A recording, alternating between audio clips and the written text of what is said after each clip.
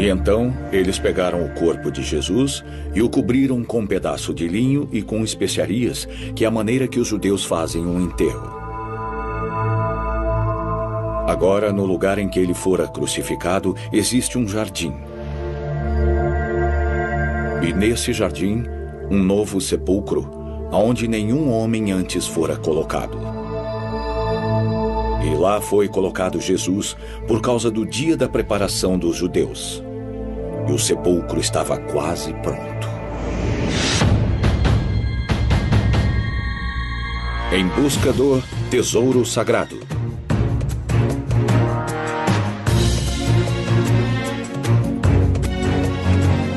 Religião. Ciência. Tradição. Teologia. Tesouro sagrado.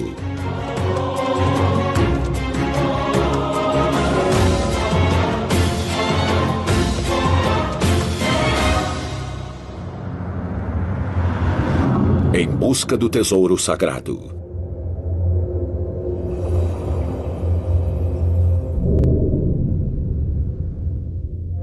É dito que Jesus era Deus manifestado em forma humana e que ele viveu sua vida como um mero mortal. Então, o que aconteceu com seu corpo? De acordo com a Bíblia, quando Jesus se ergueu dos mortos, ele retornou ao paraíso. Historiadores questionam essa interpretação literal dos evangelhos. Alguns deles acreditam que os seus restos ainda estejam enterrados em algum lugar. Mas onde? Existem muitas maneiras de se enterrar alguém. Eu gostaria de ressaltar isso, e se refletirmos por um momento, poderemos concluir que existiam milhares de pessoas, ou talvez centenas de milhares, vivendo na Judéia, na Galileia e no Oriente. Vejam bem, essas pessoas, com o passar dos anos, das gerações, dos séculos e também dos milênios, quero dizer, devem ter existido milhões de pessoas que morreram nesse país, mas nós só achamos algumas, isso é muito raro.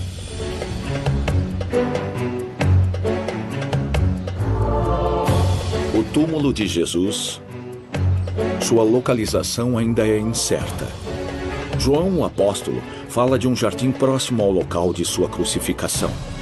O Evangelho de Lucas descreve o jardim como um sepulcro que fora talhado em pedra, um presente de José de Arimateia. E Marcos acrescenta que o túmulo fora selado com uma enorme pedra que fora rolada para a frente da entrada do túmulo. Existem 1.800 túmulos. Os israelenses fizeram os cálculos e existem 1.800 túmulos ao redor de Jerusalém. Alguns poucos deles são túmulos comuns, com muitos corpos enterrados juntos. Na verdade, tudo o que foi encontrado são túmulos de pessoas que tinham dinheiro suficiente para pagarem por um túmulo que fosse entalhado nas pedras ou que tivesse um tipo de vala esculpida, com pedras erguidas para formarem um buraco ou uma urna fúnebre onde o corpo ficaria preservado. Então, quando os fiéis o descrevem como um túmulo devidamente preparado, com uma enorme pedra que podia ser rolada e com o corpo colocado sobre uma mesa, bom, essas coisas têm muito significado. Existem túmulos aqui que tinham uma mesa onde o corpo fora colocado para se decompor. Então, esse tipo de funeral era praticamente aristocrático, e isso levanta uma questão teológica. Como é que esse pobre profeta, que mal era conhecido, que tinha andado desde a Galileia com uma multidão de seguidores, veio a ser enterrado como um aristocrata? Jerusalém, Israel.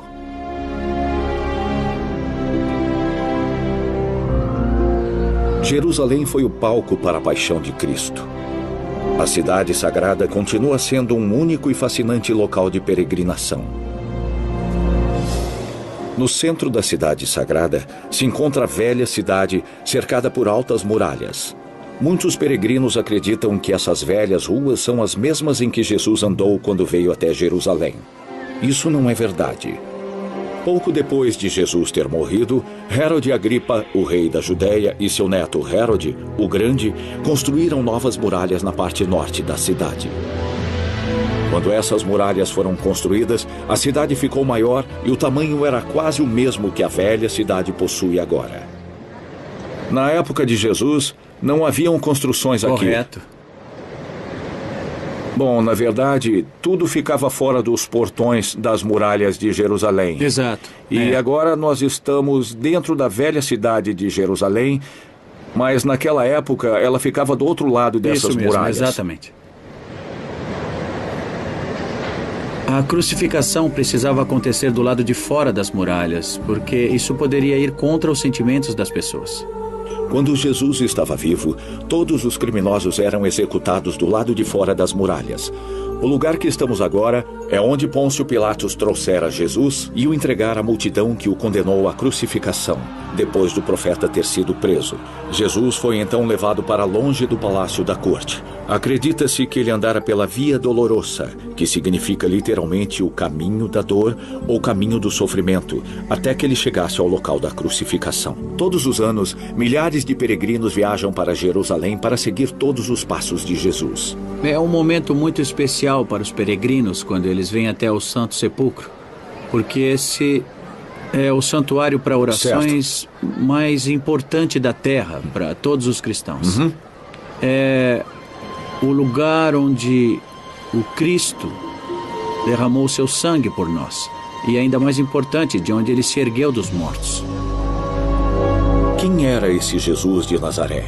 O que ele fez para merecer um tratamento tão cruel? Ele era um profeta que saiu por aí dizendo coisas que não deveria dizer para as pessoas, mas que as pessoas gostavam de ouvir. Ele era um homem simplesmente da província de Galileia. Vocês sabem, a Galileia era uma província, assim como Quebec, e ela ficava longe da capital.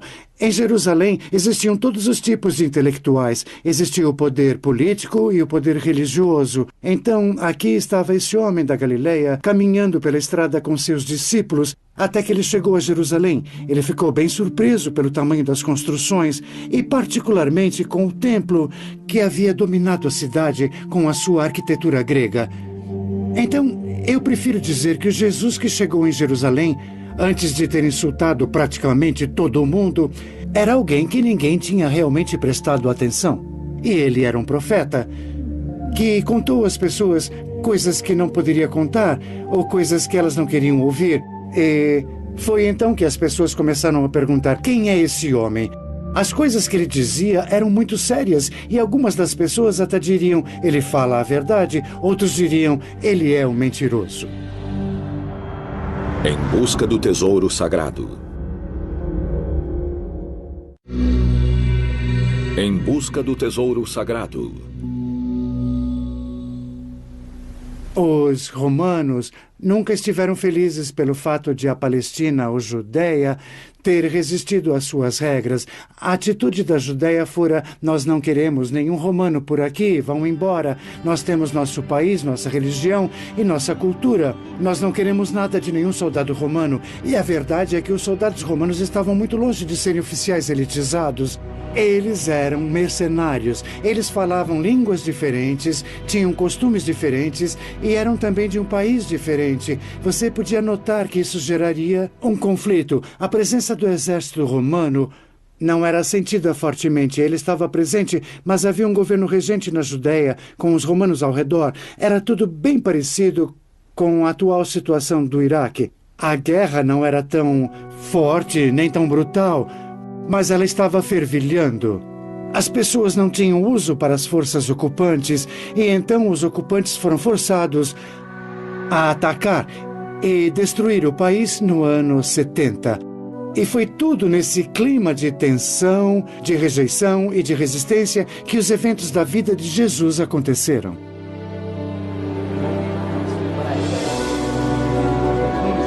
Exatamente.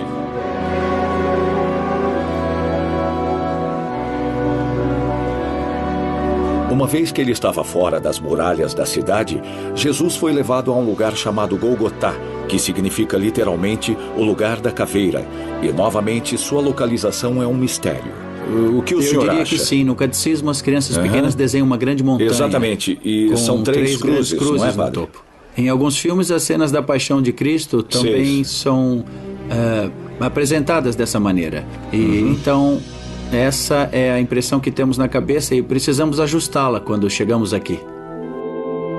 Golgotá era uma parte rochosa que tinha o formato de uma caveira próxima ao portão de Jafá, e foi ali que a igreja do Sagrado Sepulcro fora construída. Apesar de que, se voltarmos para aquela Existia época... essa modesta construção, datando do século VII, e ela é um dos únicos monumentos da antiguidade que continua inteiro hoje, da época dos impérios de Istambul e Roma. Todos deveriam vir para vê-la, sem importar a qual religião façam parte. Eles deveriam vir para ver a pedra. Judeus, cristãos, muçulmanos, uma oração feita em qualquer língua ou religião não irá gastar a pedra.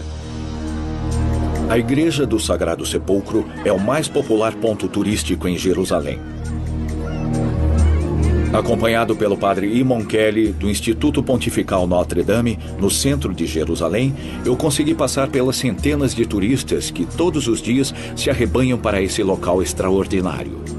Nós temos muitos peregrinos aqui hoje. Isso é sempre tão movimentado assim ou é simplesmente por causa da ocasião? Obviamente, hoje temos mais pessoas por aqui, porque é a Páscoa Ortodoxa. Eles querem visitar o túmulo e sabem que isso será muito difícil durante os próximos 4 ou 5 dias. Então, eles só estão esperando durante poucas horas para entrarem, pois só cabem 4 ou 5 pessoas na câmara onde o túmulo se encontra. E eles normalmente esperam por umas 3 ou 4 horas. Normalmente, em Notre Dame, temos peregrinos que esperam metade do dia para entrar e ficam orgulhosos por conseguir. E por causa da multidão, você não pode ficar muito tempo. Então, só tem alguns minutos para fazer as orações enquanto estiver dentro do Santo Sepulcro.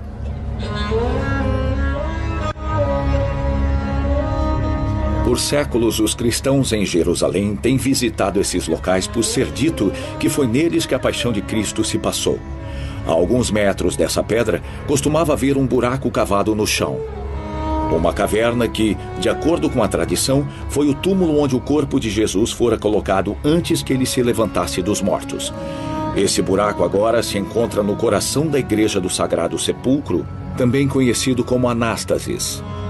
E no meio desse círculo está o local onde se encontra o túmulo de Jesus Cristo e a Capela do Anjo. Quando você entra nessa pequena estrutura, fica difícil de imaginar que o interior foi esculpido em uma rocha.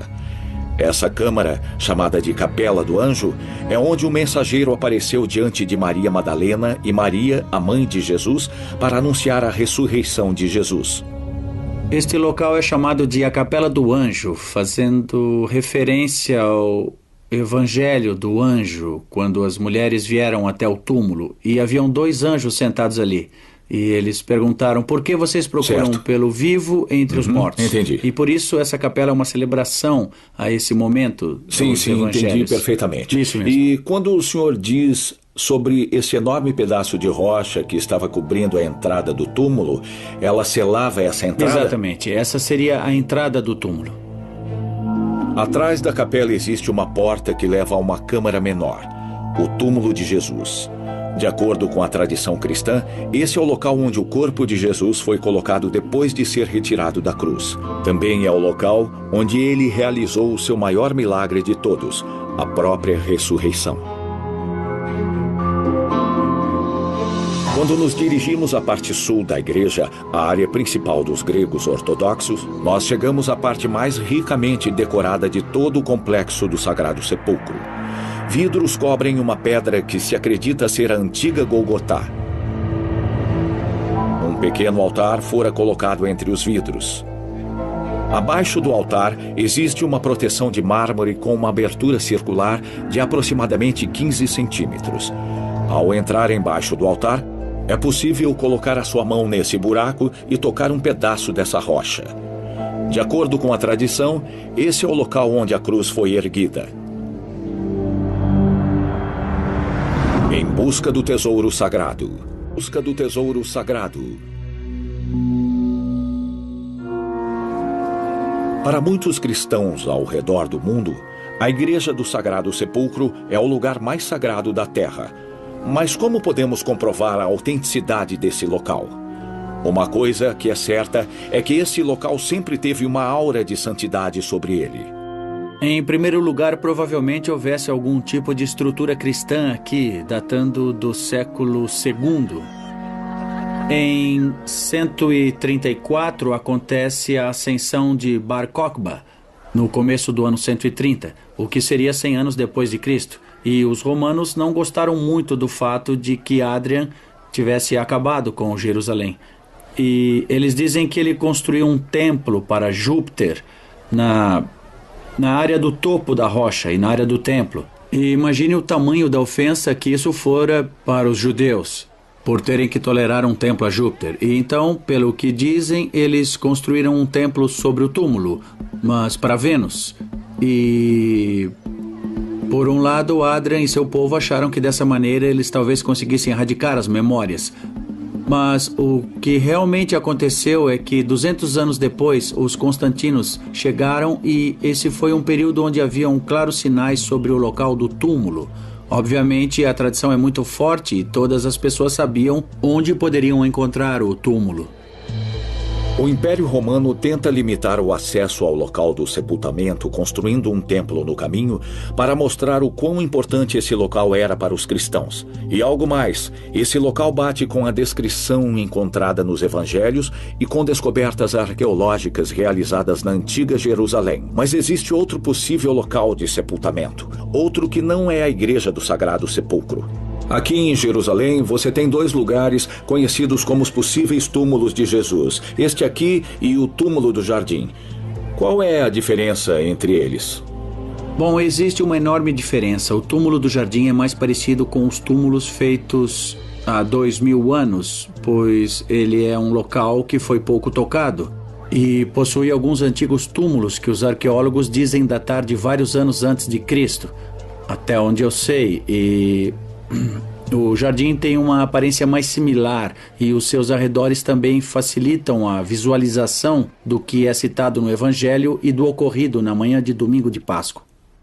Jerusalém, Israel.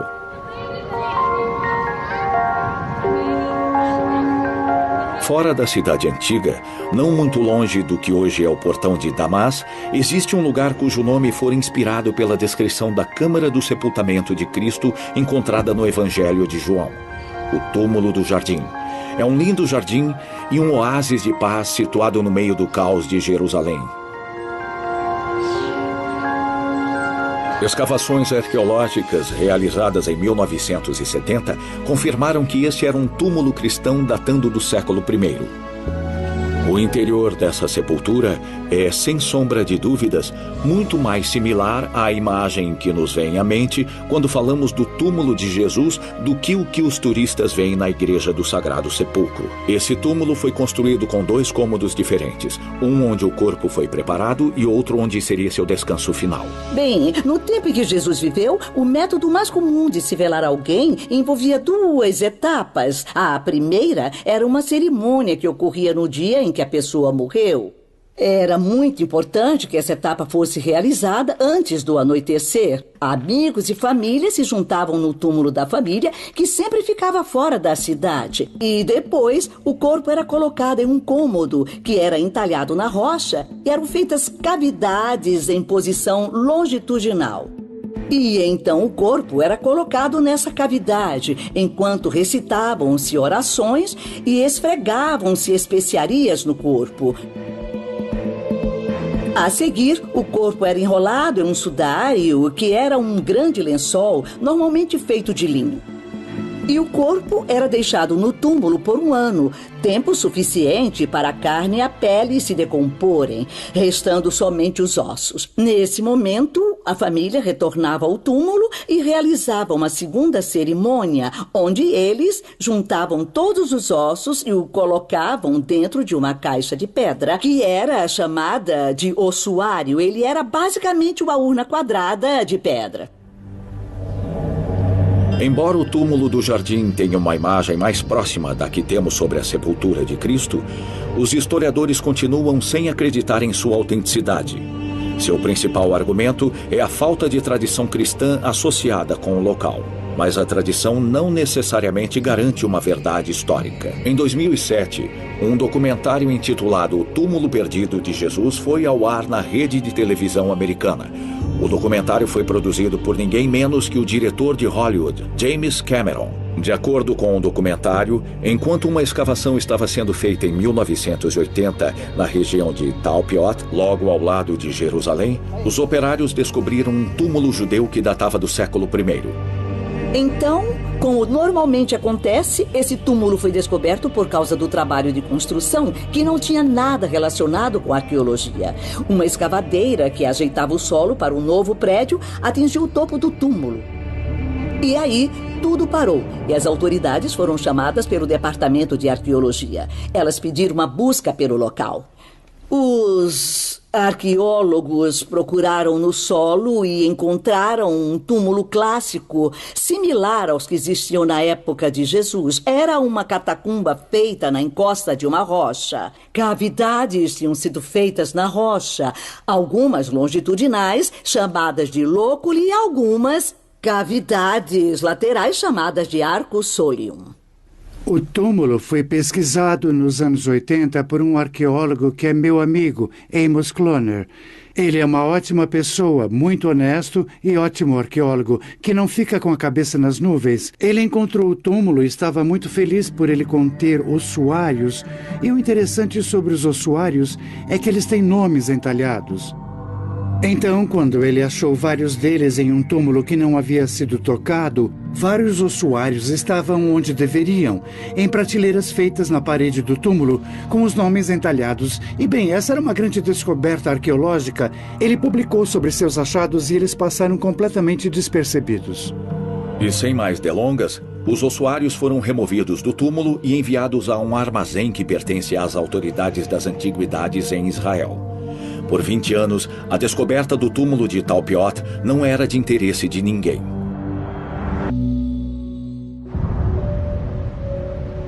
Dez desses ossuários foram descobertos no túmulo de Talpiot. 6 deles tinham nomes dos falecidos que tiveram seus ossos colocados ali, o que não era uma prática comum. Um deles sendo Yeshua bar Yosef, Jesus, filho de José. Os outros 5 ossuários carregavam nomes um tanto importantes para os cristãos. Maria, que significa Maria. Yossá, que é um apelido para José. Matia, que significa Mateus. E Yeodá bar Yeshua, que seria Judas, o filho de Jesus. E, finalmente, Mara ou Mariamné, que significa Maria Madalena. Nos anos 2000, um jornalista canadense de origem judia, Cynthia Jakubowicz, descobriu essa história e começou a se questionar. Pôde esse túmulo possivelmente ter pertencido à família de Jesus de Nazaré? Nos tempos antigos, a evidência física não era usada para provar que uma pessoa havia existido. Existiam relatos escritos da vida da pessoa e, no caso de Jesus, certamente existem vários relatos da sua vida, alguns de fontes cristãs, alguns de fontes latinas, e todos escritos em um tom muito real.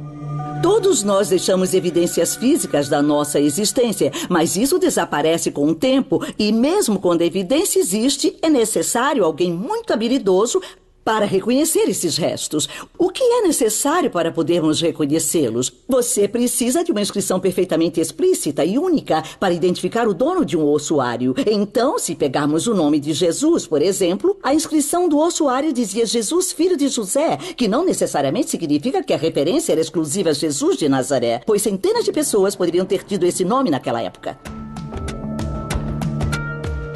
No documentário O Túmulo Perdido de Cristo e no livro com o mesmo título, Jakubowicz usou de estatísticas para provar que o túmulo de Talpiot pertenceu de fato à família de Jesus. Qual é a probabilidade, ele perguntou, de acharmos os nomes de José, Maria, Maria Madalena e Jesus, filho de José, e todos no mesmo túmulo? A verdade é que epigrafistas, pessoas que estudam e decifram inscrições antigas, não concordaram nem um pouco com a interpretação dos nomes. É possível que tenha sido Jesus, é possível que tenha sido Judas, é possível que tenha sido Maria e que houvesse uma Maria Madalena, mas isso ainda precisa ser provado. O trabalho de decifrar esses códigos é bem complicado. Habilmente apresentadas no documentário O Túmulo Perdido de Jesus, as descobertas e especulações de Jakubowicz foram chocantes para a comunidade arqueológica. De repente, eles se tornaram objeto de um circo da mídia. E existiu certo comercialismo com a coisa toda, e isso nos deixou desanimados.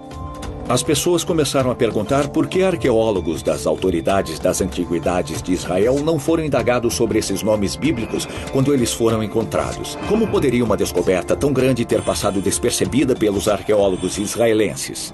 Jesus é uma maneira de escrever o nome. A forma em hebraico é Yoshua. Yoshua significa Josué, e isso nos leva ao Evangelho de Josué na Bíblia, por Josué ter sido o que conquistou, ou que alegou ter conquistado, a Palestina. Ele se tornou um herói lendário, fundador de um povo e de uma nação. Então, era um bom nome. Podemos imaginar pela maneira que os americanos batizam seus filhos de Lincoln, etc.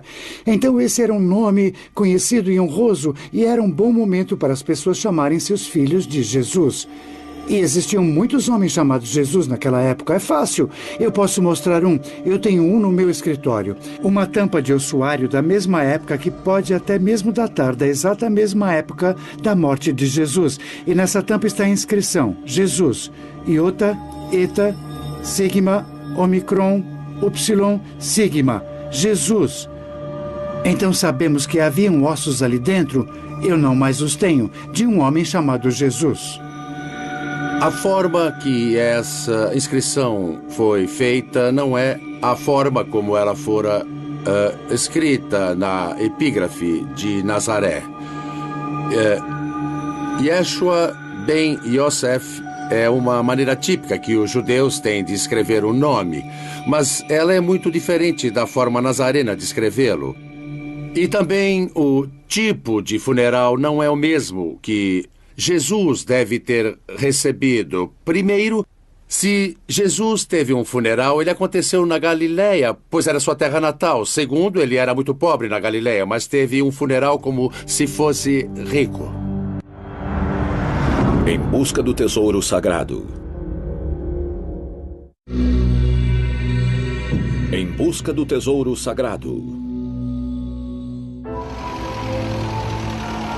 Bet Shemesh, Israel.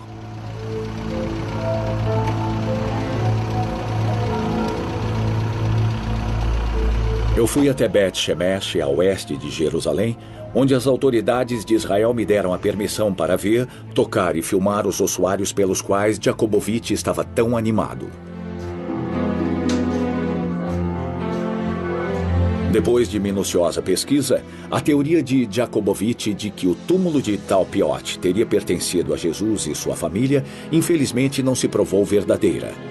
Arqueólogos dizem que ficaram chocados com os métodos usados por Jakubowicz e com as liberdades que ele tomou, descrevendo seu documentário como nada mais que mero entretenimento e arqueologia fictícia. Então, os cristãos ao redor do mundo se irritaram com o jornalista por ele ter questionado as Escrituras Sagradas, um dos dogmas fundamentais da fé cristã, a ressurreição de Cristo no terceiro dia. Se ele se ergueu dos mortos, não haveria como seus ossos terem sido colocados em um ossuário enterrado em um túmulo próximo a Jerusalém. O descobrimento dos ossos de Jesus afetaria a autenticidade de sua ressurreição? Com certeza. Se os ossos de Jesus forem encontrados em Jerusalém amanhã, o cristianismo terá tido a prova de ter sido uma completa mentira. O cristianismo se baseia completamente na ressurreição de Cristo, e se esses forem os ossos de Jesus que acharmos, o cristianismo seria uma mentira que todos deveríamos abandonar. Os evangelhos são vagos sobre muitas coisas. E isso não é um argumento que comprova algo, mas ele permite uma grande interpretação. Os evangelhos são muito seletivos pelo fato de apresentarem os discípulos como autores dos evangelhos de uma maneira bem explícita. E, na verdade, o evangelho de João diz: se fosse para escrevermos tudo o que será dito nos livros sobre a vida de Jesus, eu posso imaginar se você tivesse um membro da família que tivesse morrido num acidente e, de repente, o encontrasse vivo em casa. Isso é muito difícil de imaginar. As pessoas tiram muitas fotografias, mas elas são secundárias, pois o importante mesmo é que a pessoa esteja aqui e que esteja se celebrando a ela. Pouco após a ressurreição, os discípulos se juntaram próximos à montanha e Jesus apareceu diante deles, mas nem todos o reconheceram. E alguns duvidaram, diz Mateus. O Evangelho, de acordo com Marcos, também fala de Jesus depois dele ter se erguido, mas o descreve como tendo aparecido numa forma diferente e sem dar detalhes. O Evangelho de Lucas conta sobre 2 discípulos que estavam andando pela estrada para Eméus, quando Jesus se juntou a eles e os acompanhou até chegarem na cidade. Conforme eles andaram, os 2 discípulos conversaram sem perceber que sua companhia era o Messias. João escreveu que um homem falou com Maria Madalena e ela pensou que ele era o jardineiro. E somente alguns minutos depois de começar a conversar, foi que ela percebeu que o homem era Jesus. Existem algumas anedotas que são perturbantes, por se dizer. As aparições não ocorreram anos depois da morte de Jesus. Elas aconteceram alguns dias depois de sua crucificação. Como é possível que as pessoas que viram Jesus não o reconheceram? Agora entramos em teologia. De acordo com a teologia, a ressurreição de Jesus é uma experiência muito profunda mesmo. Se olharmos para as ações dos discípulos, podemos ver que Paulo começou como um perseguidor de cristãos e de repente ele ficou frente a frente com o próprio Cristo que havia ressuscitado. E Jesus disse a ele: "Por que você me persegue?" Então concluímos que a ressurreição é uma experiência muito pessoal. Alguns comentaristas religiosos sugerem uma nova leitura dessa parte dos evangelhos no local onde o foco muda da precisão histórica dos eventos para o seu significado simbólico. Mas mesmo com as melhores intenções do mundo, não há como negar que existem muitos detalhes que sugerem que uma ressurreição física realmente aconteceu. Mesmo porque João também mencionou que o lençol de linho usado para embrulhar o corpo de Jesus agora estava no chão e que o pano usado ao redor de sua cabeça estava enrolado em outro lugar do túmulo. Esses detalhes são difíceis de atribuir a um simples estilo de escrita. Tudo é contado como se o corpo de Jesus realmente tivesse desaparecido. Em busca do tesouro sagrado. Busca do tesouro sagrado.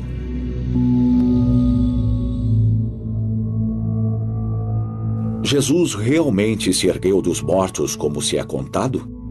E se ele o fez, por que os discípulos não o reconheceram? Jesus sobreviveu à crucificação e se dirigiu à Índia, Japão ou até mesmo à França, onde morreu anos depois, como dizem algumas lendas surpreendentes? Algumas pessoas afirmam que Jesus haveria sobrevivido à crucificação e migrado para o leste. O lugar para onde ele foi se tornou assunto de muitas histórias que são religiosas ou populares e falam sobre sua caminhada, e a mais famosa dessas histórias é a de que Jesus fora para a Índia, e ela diz que Jesus teria migrado de Jerusalém, rumando ao leste com seus seguidores, e teria chegado a Srinagar, na Caxemira, e lá existe um túmulo que as pessoas acreditam ser de Yusuf, ou Jesus. De acordo com a tradição antiga, datada do século I, Yusuf foi tanto príncipe como profeta que chegou a Caxemira depois de ter sobrevivido à crucificação na terra dos filhos de Israel. Textos sacros descrevem como o rei Shalivahan conheceu Yusuf, um homem de pele bonita, vestido em roupas brancas, que disse ser chamado de filho de Deus e ter nascido de uma virgem. Outros documentos hindus do mesmo período histórico dizem que Yusuf se referia a si mesmo como Jesus de Nazaré. Algumas pessoas dizem que o túmulo está posicionado de uma maneira que somente um túmulo judeu ficaria, e ele fora pintado com as cores judias azul e branco. E uma descoberta interessante feita fora do túmulo é uma parte encerada com marcas de pegadas que parecem demonstrar os pregos que haviam sido colocados nos pés de Jesus. O túmulo do mártir em Srinagar tem 2 sarcófagos, mas os túmulos reais ficam no subsolo. Apesar de o sarcófago que contém os restos de Syed Nasiruddin estar posicionado em norte e sul, conforme o costume muçulmano, o que contém o profeta Yusasaf aponta para leste-oeste, conforme o costume judeu. Esse posicionamento prova que Yusasaf não era um santo islâmico ou hindu. E se ele fosse mesmo Jesus Cristo? O Evangelho de Tomás, por exemplo, fala de uma longa viagem feita por Jesus para a Índia. E por que isso? Bem, é porque esse é o evangelho escrito por cristãos moradores da Índia que queriam aproveitar a experiência de ter tido Jesus entre eles. E as pessoas que acreditam na teoria de Jesus ter ido para a Índia dizem que existem textos que a comprovam próximos ao lago em Srinagar. E que existe também uma pedra com uma inscrição fazendo referência a uma figura de Messias que havia voltado para a Índia. E quando essas histórias apareceram, já havia muita atividade missionária nessa área, e o que provavelmente aconteceu com esses textos que citam Jesus foi que os hindus ficaram preocupados com o que os missionários podiam passar para as pessoas, e eles pensaram que a melhor maneira de afastar essas pessoas das atividades missionárias cristãs era transformar Jesus em um indiano que não tinha muito mais a dizer do que eles já sabiam. Todos os dias, na pequena vila de Shingo, que era conhecida como Herai, no norte do Japão, dúzias de peregrinos viajam para um lugar onde se encontra uma cruz. De acordo com a tradição local, é nessa colina que se encontra o túmulo de Jesus de Nazaré. De acordo com o cientista australiano Tom Chalco, as crianças de Shingo ainda cantam uma pequena rima com palavras que são absolutamente insignificantes para eles. Por gerações, as crianças de Shingo têm cantado essa canção sem saber o que ela significa. Esses sons inarticulados eram, na verdade, a pronúncia fonética de palavras hebraicas inspiradas pelo Torá, os primeiros livros do Velho Testamento. Poderia o túmulo do mártir em Shingo ser a genuína sepultura de Jesus de Nazaré? Especialistas chegaram à seguinte conclusão. Essas histórias revelam que existiam comunidades cristãs nesses países que provavelmente passaram sua lenda de uma geração a outra. Mas também existe a chance de que algo realmente tenha acontecido nesses lugares.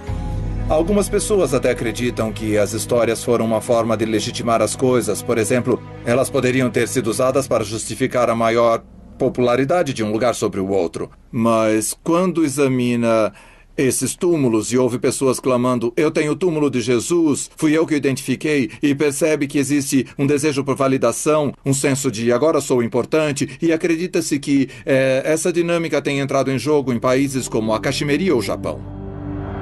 Em busca do tesouro sagrado.